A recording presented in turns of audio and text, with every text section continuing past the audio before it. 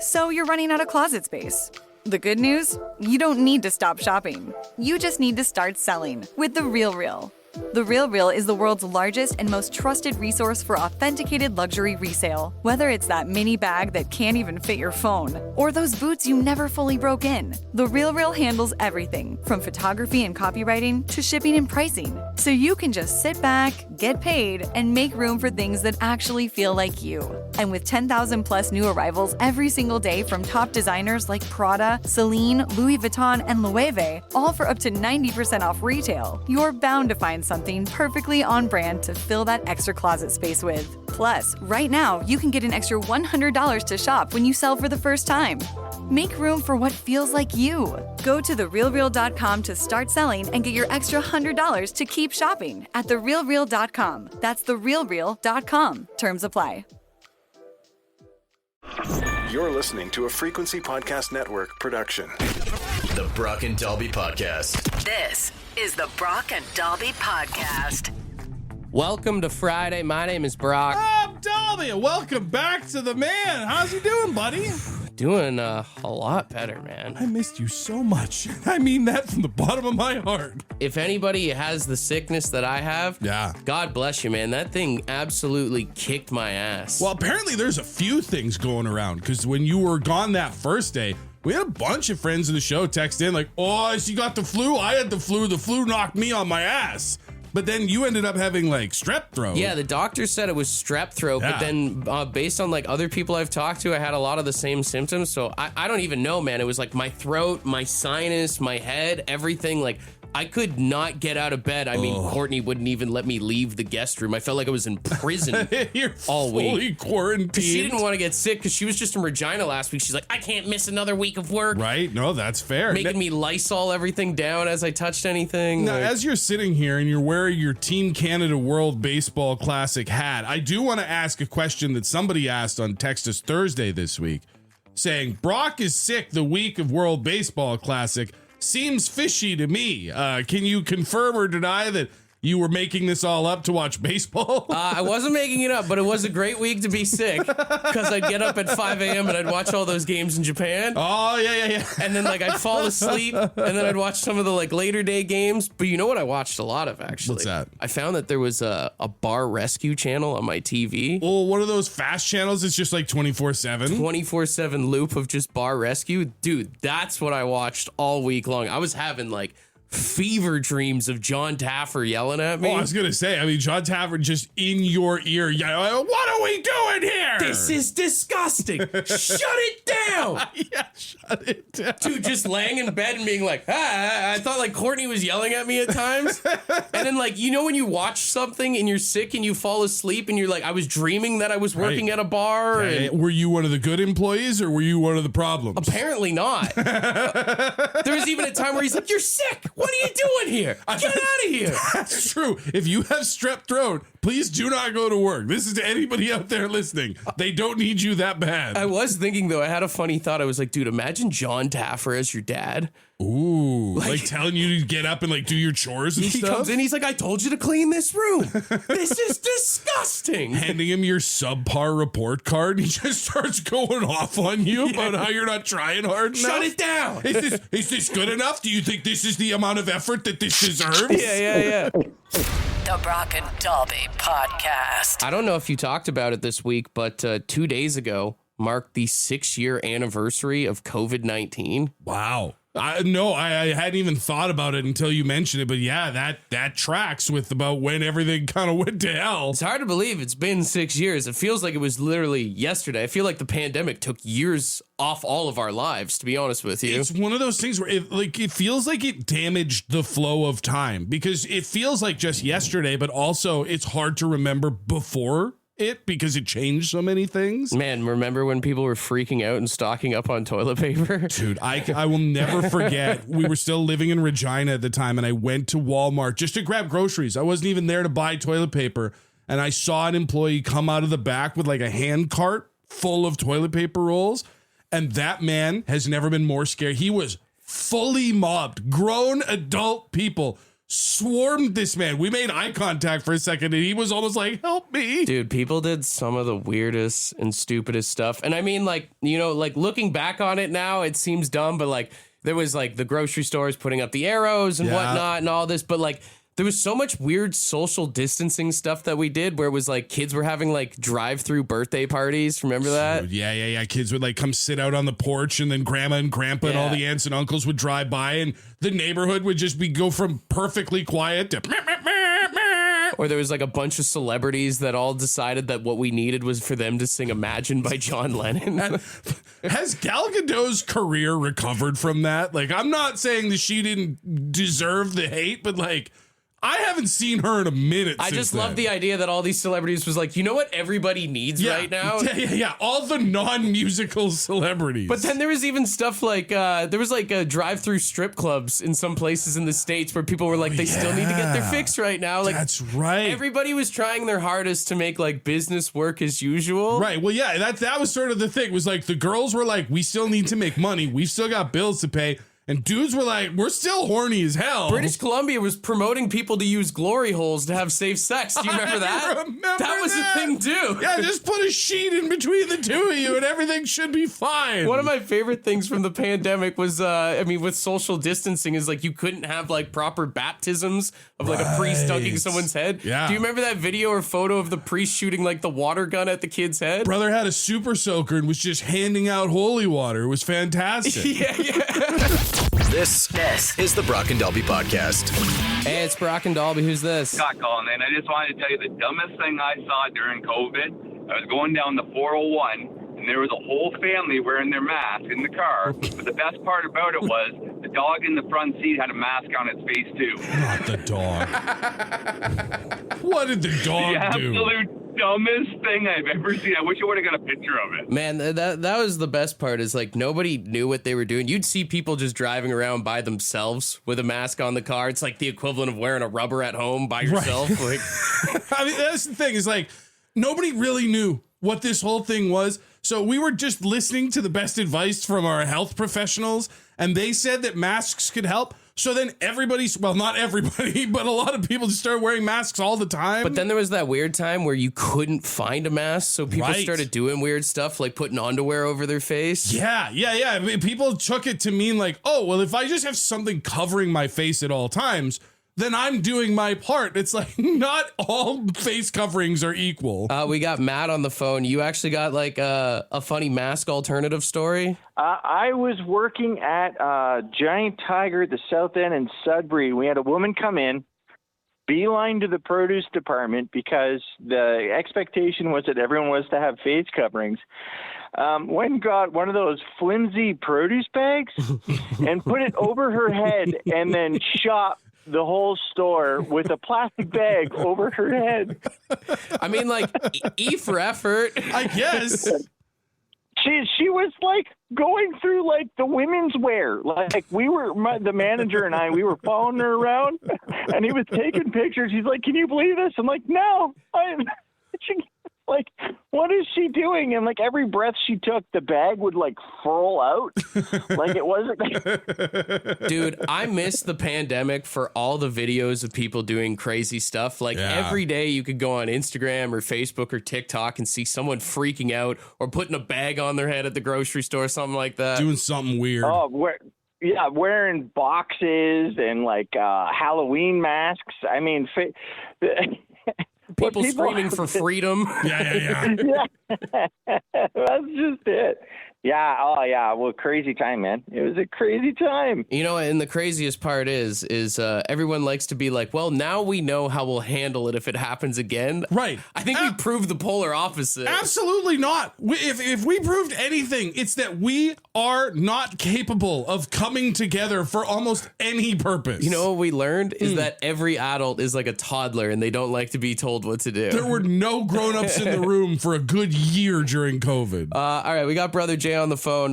What's the dumbest or funniest thing you saw people do during the pandemic? Well, a couple of my buddies did this and tried telling them that it wasn't going to be true, but the collecting of $2,000 a month and how they thought they would never have to pay it back to the government. Oh, the CERB money. Dude, the amount of people that thought that they were getting free cash from the Right? government. Yeah. I couldn't believe how many people thought they were not going to have to pay that back. And he's going, well, how are they going to catch me? I'm like, well, what are you going to do when you go to renew your driver's license? It's that, and it's also the amount of people who decided to start an OnlyFans thinking they were going to be rich, not realizing Right. what they got. Yeah. Yeah, COVID was eye-opening about a lot of things, but also for a lot of people, it was some self-reflection. A lot of people realized they had to go back to work. The Brock and Dalby Podcast. The Brock and Dalby Podcast. A lot of people in Canada say we have a chance to get redemption after the United States beat us in Olympic hockey, as Team Canada plays Team USA at the World Baseball Classic tonight. And everybody likes to say that baseball is America's pastime, right? Well, I mean, listen, all you have to do is ask an American. They'll tell you all about it. The World Series only gets played, with the exception of the Blue Jays, by American teams. So it must be America's game. Technically, America did not play it first. Oh. Canada played it before America. Did we? Now, check this out. Baseball originates from a game that was played in England back in the 1700s, if you look at the history of things. Okay. But Americans like to claim that it's Abner Doubleday who invented the game. Mm-hmm. Apparently, that is just a myth. Baseball was not exclusively invented in Canada, but the earliest documented game of baseball in North America itself took place in Beachville, Ontario on June 4th, 1838. Really? Mm-hmm. We were ahead of the curve. And apparently, according to historians, this predates the first recognized game in the United States by 8 whole years. Damn. So, I mean, especially taking place where it did, it seems likely that either word got down to the States or maybe someone from the States was up in Ontario, saw it happen, Sure. took it back home. And listen, you know, you have to say the Americans have made their hay with baseball. But I think that this is a flag that we should be flying if it started here. Now, some historians even say that some accounts suggest that baseball-like games were even played dating back to around 1793 in St. John, New Brunswick. Really? And even that one in Beachville, Ontario, that was the first organized game in 1838. Sure. Some people, historians of Beachville, say that they were playing it as early as 1819. So let me ask this. Why do I have the Canadian heritage moment of James Naismith putting up peach baskets and inventing basketball burned into my brain? I'll never forget that information. Why do I know nothing about this? Why do we not brag about this more? I have no idea, man. I mean, but it's a valid claim to say that all these people being like, well, Canada doesn't know baseball. Well, we do know baseball. Canada knows ball, baby. We know a little ball. And if we win today, then that can be a second Canadian heritage moment when we make all those rich Americans go home sad with nothing. It may not be our pastime, but we were playing it before them. And just like everything else, well, Americans just stole all the great things that they have from other countries, right? Those bastards. Right? Am I wrong on that? This is the Brock and Dalby Podcast. Apparently, the UFC is going to be sending fighters to train FBI agents this week. Why? For what? For what purpose? FBI Director Kash Patel said that it will help the agency be even better prepared to protect the American people. What? How many times does the FBI have to throw a flying knee to take somebody out? Not even that. How many times is like FBI agents just like grappling with people, you know? Imagine some sort of like terrorist situation. The FBI busts in and they all lay down on their back and start doing jujitsu. The FBI said the fighters will offer insight into how they train for competition and demonstrating specific techniques and tactics. They're going to have Justin Gaethje, Jorge Masvidal, Chris Weidman, and Michael Chandler, which if you don't know UFC, some pretty big names in there. Oh, but it's a who's who of who could use a paycheck these days. I will say. At one point, would have been a sick lineup on the card. I mean, Gaethje's still pretty sick, but I will say this does seem like something straight out of like Idiocracy. Like, I mean, I feel like we say that all the time about the United States, but it also just seems like Kash Patel just wants to meet UFC fighters. That's just it. I mean, right after being in the U.S. Olympic hockey team locker room when they won the gold medal, now all of a sudden he's inviting UFC fighters to come hang out. Well, like, The man's just completing side quests at this point. Isn't it just crazy that there were 2 terrorist attacks yesterday and Cash is focused on dudes like protecting the guard now? Like, what's every FBI agent just going to have cauliflower ear now? That would be probably make them more intimidating. The Brock and Dalby Podcast. This is Brock and Dalby's $15,000 big bag of cash. Will you keep what you got or take another shot? All right now we have got Dave on the line. Dave, how you doing this morning, buddy? Not bad. All right, you understand how the game works, right? I do. All right, vault number 1's a freebie. We're going to open that up. It's going to have money in it. That's your first decision. Do you take that money? Do you keep going? You can open as many vaults as you want, but if you open an empty one, you leave with nothing. I hear you. Let's get her going. Okay, let's open up vault number 1 here.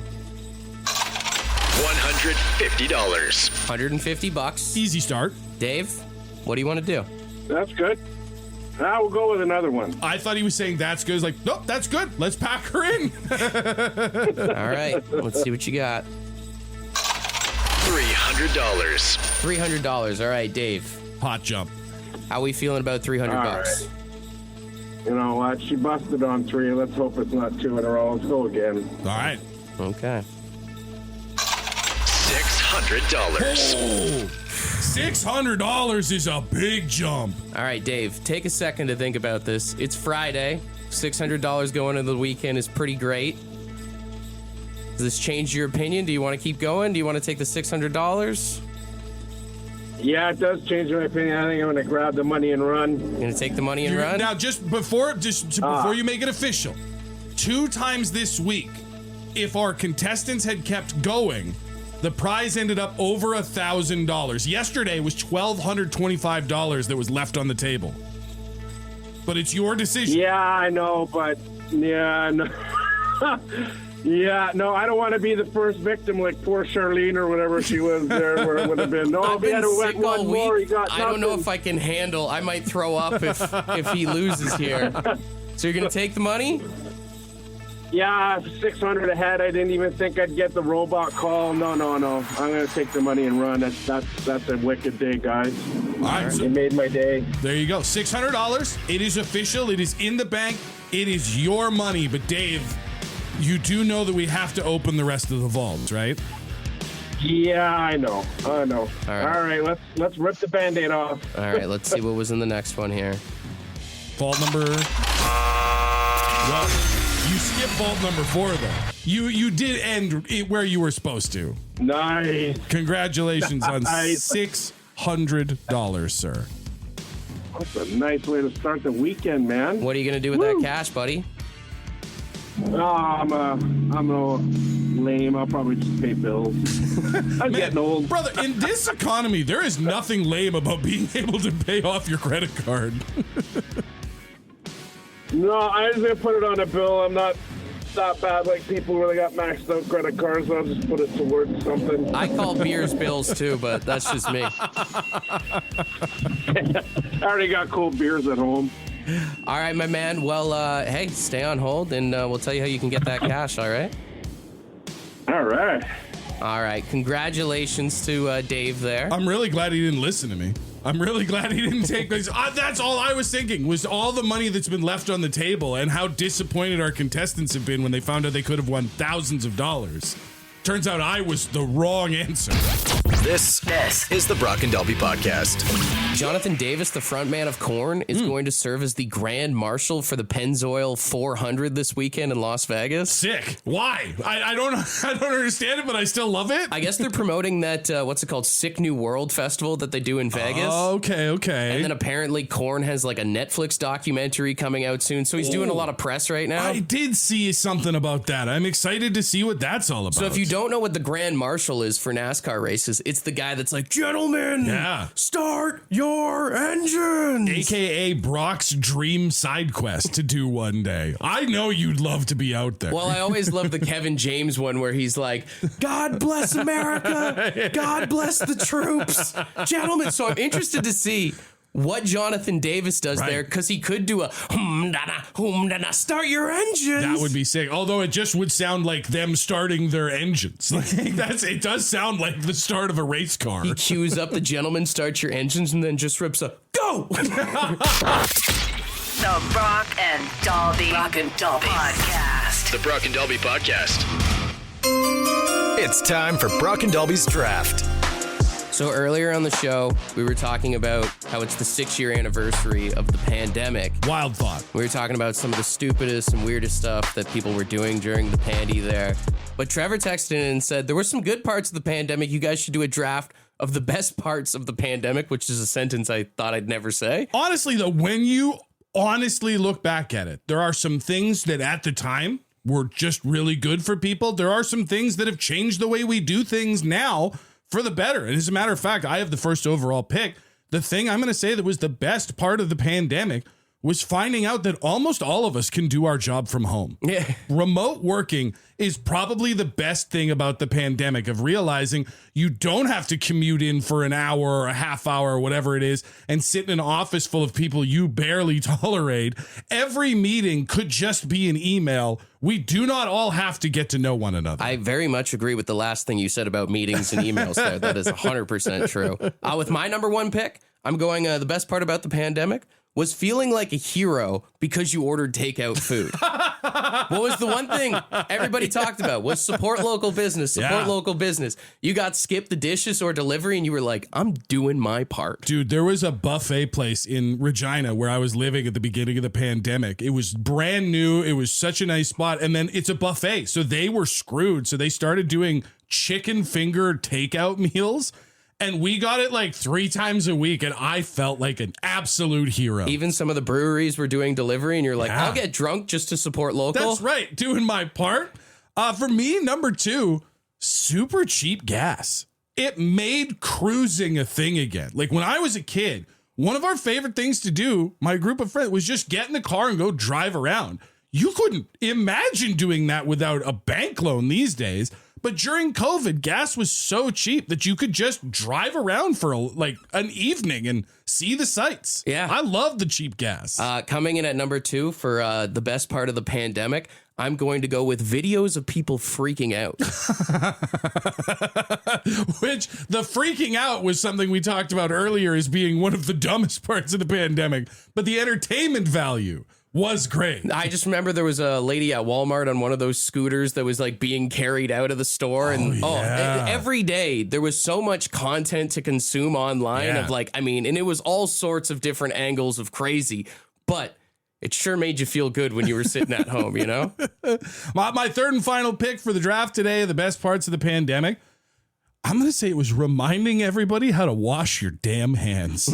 It feels like we all had to relearn for some reason in 2020 how to be clean, how to not be disgusting. All of a sudden we cared about our germs, and all the videos coming out of like rock stars teaching you how to sing their songs long enough to wash your hands properly.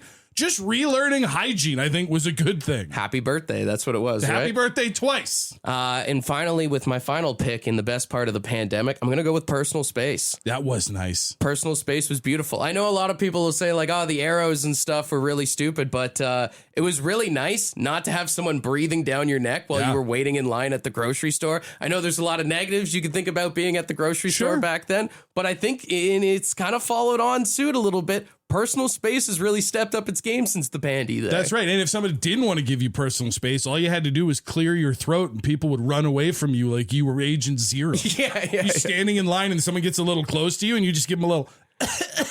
And, oh, wow, look at all this room for activities. Run through your picks one more time. I took remote working. I got super cheap gas, and I got people remembering how to wash their damn hands. Coming in my picks for number 1, I got feeling like a superhero because you ordered takeout food and you were supporting local. Coming in at number 2, I got videos of people freaking out. And coming in at number 3, I got personal space. There you go. Who has the better list? Because we care about your votes. Text them in, 762-555. What did you like best about the pandemic? Things nobody should ever say. This is the Brock and Dalby Podcast. It was a very close draft this morning, but I'm man enough to admit when I've lost. Victory! coming for you in the best parts of the pandemic draft. Chalk it up. The super cheap gas pick, I think, is what put me over the top. A lot of people even just saying nobody being on the roads could have been another good pick, too. I will say it was nice not feeling like you had to yell at every other driver on the roads. Like, it felt a little safer, but also, didn't it feel a little creepy? Being like the only car Felt on like the a road. ghost town for sure. Felt like you were driving in The Walking Dead some days. Although there's some days I drive in this city that I wish we could go back to that. Someone said another pick that we could have had was all the sourdough bread that was made. I mean, you could have just done all this weird stuff that people learned how to do during the pandemic. Yeah, all of a sudden people were baking bread. You couldn't buy yeast anywhere. Crochet, guitar. Everybody learned a bunch of stuff. Bands doing live streams was another big one. Those were sick, dude. The Post Malone, Travis Barker, Nirvana show. That was cool. Sick. That was really cool. So much UFC, someone else said. And Tiger King. I don't know how I didn't pick Tiger King. Oh, yeah. Do you think that man is even remotely culturally relevant if the pandemic doesn't coincide with the documentary coming out? Not at all. Not at all. It's crazy. That was like the first big thing. I remember coming home and seeing that on Netflix and just binging the hell out of it. And then it was like all everyone talked about for like a month straight. We do got someone on the phone here. What's something you think we left off the board, or at least what was the best part of the pandemic for you? Obviously not working, getting paid for not working, and golf courses open. Must have played 3 rounds a day. I love that. Hey, you were getting out and getting exercise. It's good for you. You know it. And you know what the best part about the golf courses was they had those weird little things on the flag stick. So no matter how bad your putt was, it was a guaranteed par or bogey every single time, you know? I agree. It definitely helped. The Brock and Dalby Podcast.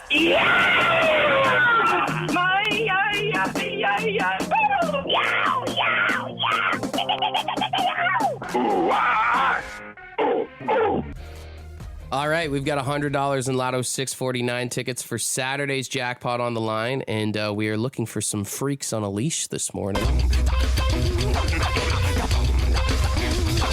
Go! You need to have the go in there, too. The go is very important because it's the key to the whole thing, and I will say that's like one of the most...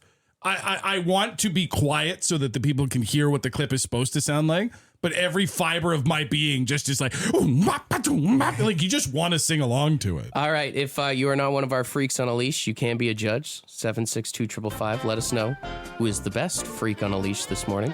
We'll start with this one here.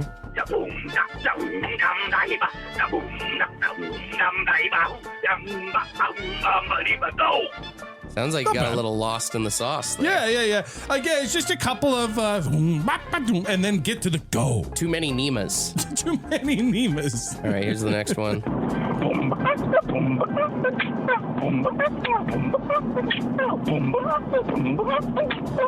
Sounds like a weird mix of beatboxing and washing a window. Yeah. I was going to say, it's like when you leave your windshield wipers on after you've got all the moisture off and they start to make that squeak noise. Yeah. All right, we got this next one here.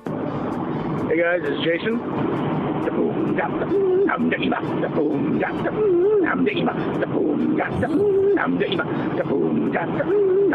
Go. Oh, good go. He killed it on That's that. a great go. That's the number one contender right there. That was Jason, right? Yeah, man. Okay, we'll play a few more. Hey, this is Eli, and this is my version. Go. That sounds like a radio station sometimes. Eli, are you okay?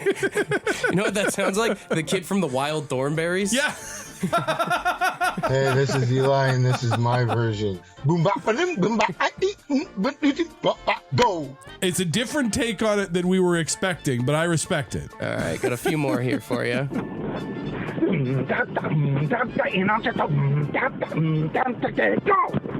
Is that Little Nicky? Kind of, eh? Release the good. That's total Little Nicky vibes. All right, we'll do 2 more. Hey, this is Tyler, and this is my freak on the leash.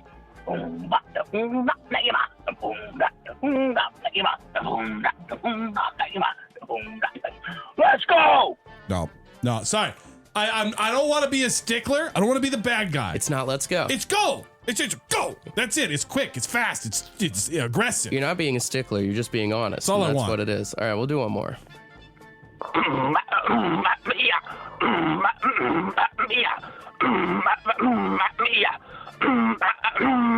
Go. You know what that sounds like? That sounds like every smoker trying to clear their throat in the morning. I was gonna say, when it just won't release, you're like,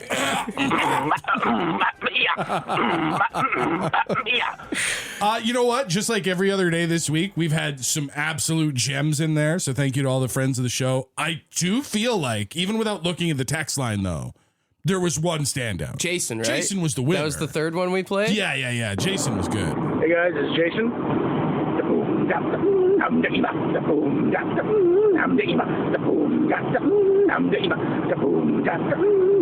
Go. Yeah, it's fantastic. All the texts are Jason, except for one person who voted for Eli, the Thornberry's guy, which I think might have been a sarcastic vote. So. All right, Jason, you deserve the ding and the round of applause. Hell yeah. $100 in Lotto 649 tickets is coming your way, all right?